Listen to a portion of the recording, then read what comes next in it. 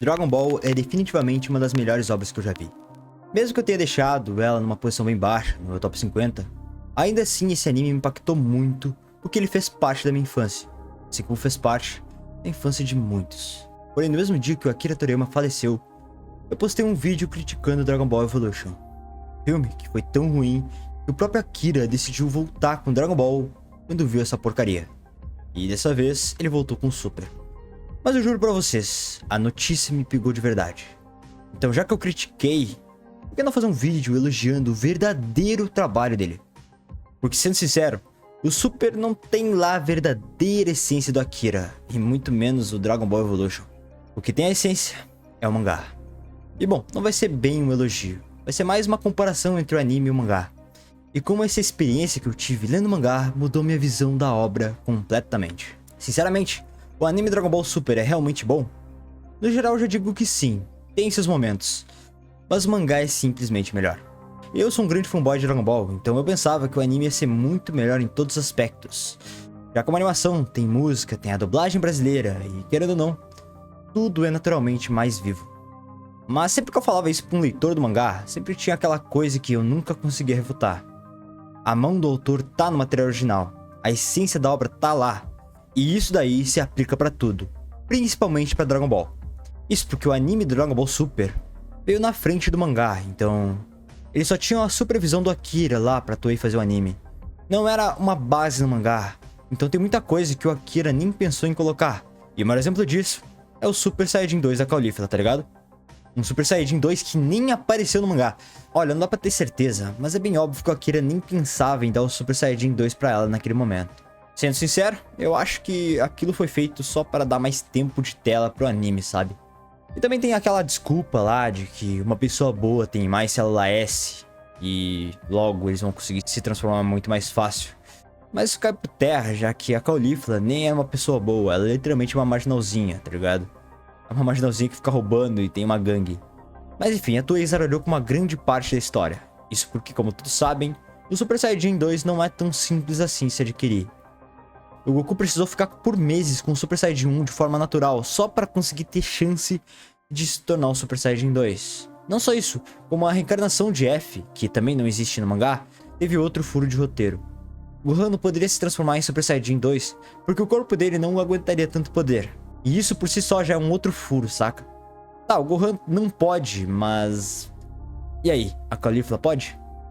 Lá no Dragon Ball Z, os personagens precisavam treinar muito pra conseguir aguentar as transformações. Mas agora a Caulifla vai lá e domina o Super Saiyajin 2 como se não fosse nada? Bom, o vídeo não é só sobre isso em específico. É mais pra você ver o quão zoado pode ficar uma obra se não tiver o material original como base. O Akira mandou os detalhes pra Toei e foi o seu supervisor. Mas mesmo assim isso ficou zoado porque não foi ele quem escreveu a história diretamente. Tem horas que o anime precisa enrolar, então o torneio do poder não poderia ser igual ao mangá. Tanto que quando eu fui ler o mangá, as coisas foram totalmente diferentes pra mim. Foi uma outra experiência. Foi tipo, caralho, foi tão dinâmico que eu nem percebi quando acabou. Os personagens agiram de formas diferentes e eu nem preciso falar, né? O Goku, por si só, já era diferente.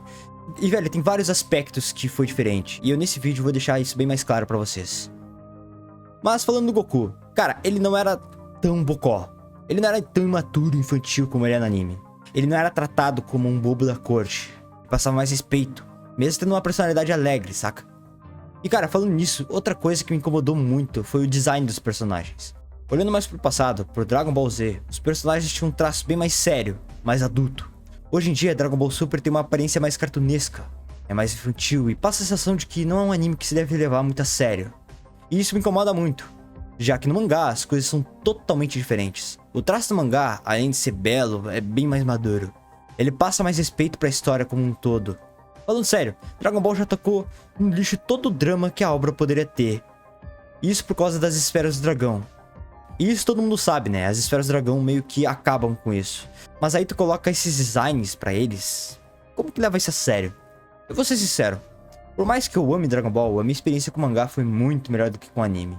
Dá pra notar que o anime tem muitos problemas bem complicadinhos. Tem muita coisa mesmo. Mas eu vou ser sincero e justo, tem coisas que no anime ficou melhor. Como por exemplo, o Super Saiyajin Blue com Kaioken. E é a transformação mais bela de todas. Eu falo mesmo. Mas enfim, Tem muitas coisas que eu posso dizer que no mangá ficou muito melhor que o anime. Muitos furos foram consertados e muitos personagens foram trabalhados de uma forma realmente melhor. E o maior exemplo disso é o Jiren. E vamos ser sinceros, ele é só aquele personagem quietão que fica ali no canto, sem personalidade nem nada. Mas no mangá, a gente consegue notar que o Jiren é realmente uma pessoa boa. Ele só aceitou participar do Torneio do Poder com uma condição. Se o universo dele estivesse em perigo, ele poderia sair do torneio para poder cuidar do problema. E o mangá demonstrou que o Jiren é um herói dedicado. E é assim que ele é de verdade. E é só você ver como todos os vilões de Dragon Ball são. Logo nas primeiras cenas de cada vilão, todos eles demonstram como eles são de verdade. As primeiras cenas do Freeza são ele massacrando todos os Namekusendins. Então já dava pra saber, pô, o pessoal vai ter que cuidar desse maluco. E com o Cell foi até mais bizarro, mais sinistro. Teve todo um mistério lá com o surto do sumiço nas cidades, que é basicamente o Cell se alimentando pra ficar mais forte. Enquanto o Vegeta e o Nappa começaram explodindo as cidades nas primeiras cenas. Cara, mostrar o vilão agindo é muito mais eficaz pra demonstrar como eles realmente são. Imagina só se o Vegeta e o Nappa só ficassem falando com pica eles são, e em vez de, sei lá, destruir e agir, sabe? O pessoal ia simplesmente cagar 100% pra eles. Então todos os vilões de Dragon Ball são assim, menos o Jiren no anime, cara. É só você ver, Vegeta, Freeza, Cell, Majin Buu, Bills e Goku Black. Todos eles você já conseguia ter uma opinião sobre o personagem só de ver ele pela primeira vez. E o Bills, cara, é o maior exemplo disso. Velho, o Bills ele literalmente explode um planeta porque ele não gostou da comida. É sério, isso aconteceu mesmo. Tipo, no anime foi metade do planeta, no mangá foi o planeta inteiro. E ele explodiu como que não quer nada, tá ligado? Então... E falando no Bills, cara, a luta dele no mangá ficou muito melhor. E foi basicamente a luta de exibição para o Zenyo. Ver o Bills lutando usando o instinto superior foi incrível, mesmo que tenha sido por pouco tempo. Aí tu coloca um fuckzão bolado ali no mangá e tu fica fritando enquanto torce pro Bills arrebentar geral dali.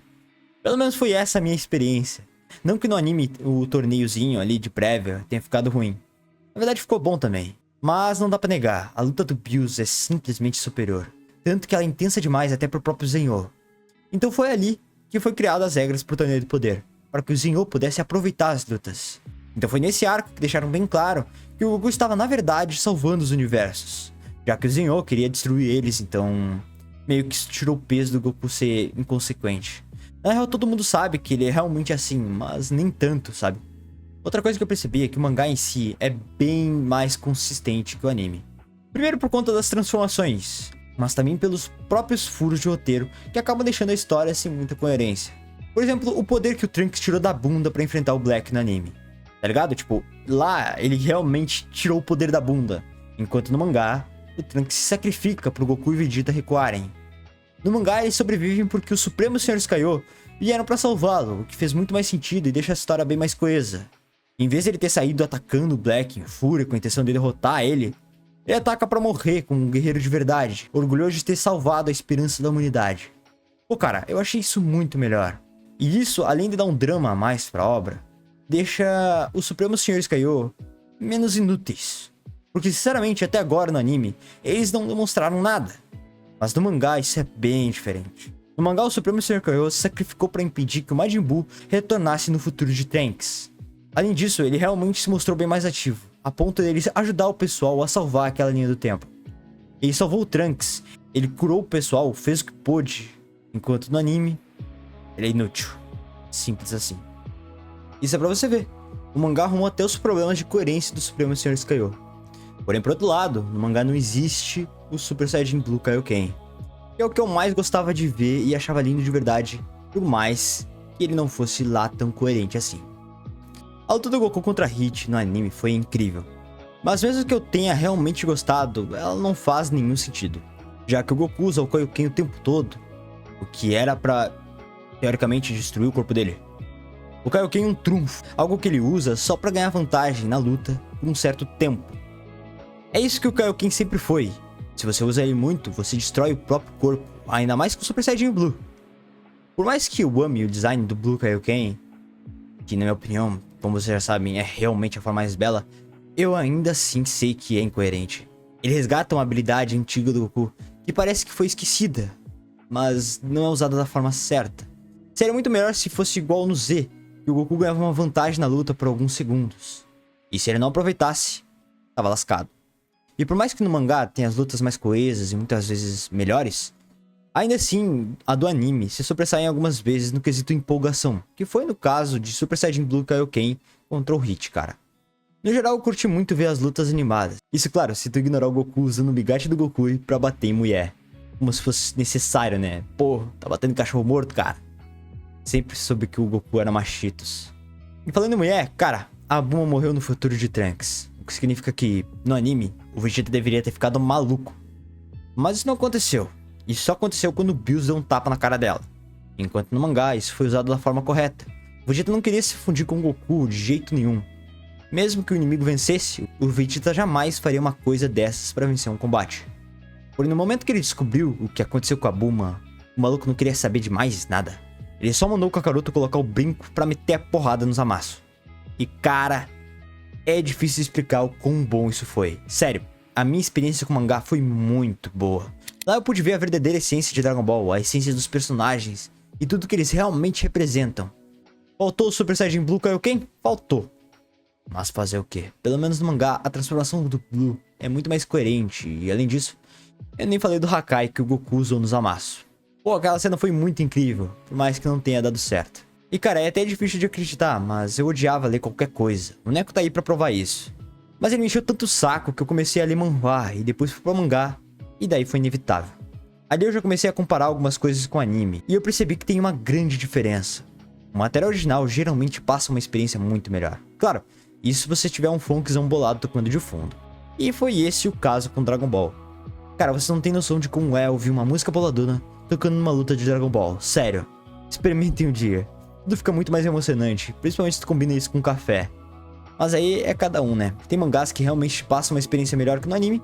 E tem anime que te passa uma experiência muito melhor do que no mangá. Mas é isso. Dragon Ball foi a primeira opção. Essa foi a minha homenagem ao Akira Toriyama. Com certeza eu vou sentir muita falta dele. Mas é isso. Se inscreve. Tchau.